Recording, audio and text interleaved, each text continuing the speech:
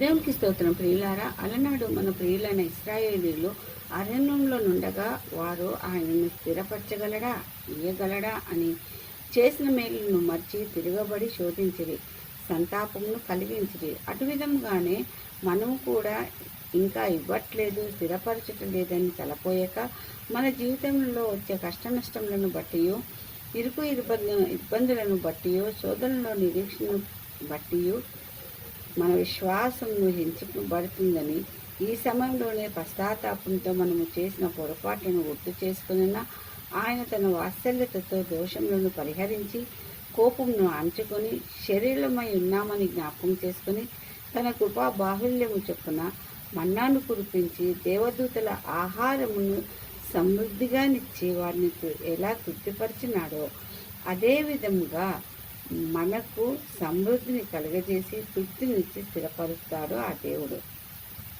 అయితే ప్రియులారా, పరిస్థితుల ఒత్తిడిని బట్టి, ప్రభావాన్ని బట్టి వెనువెంటనే విడుదలను కోరుకుంటాము.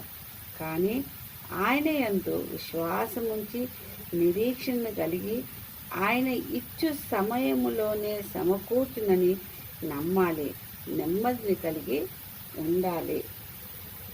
ఆ విధంగా ఉన్నప్పుడే మనము దేవుడు మనల్ని స్థిరపరుస్తాడు.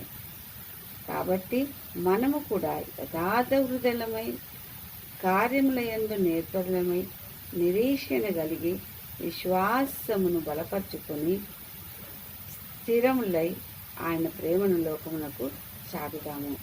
ఈ కొద్ది వాక్యమును దేవుడు దీవించును గాక. ఆమేన్, ఆమేన్, ఆమేన్.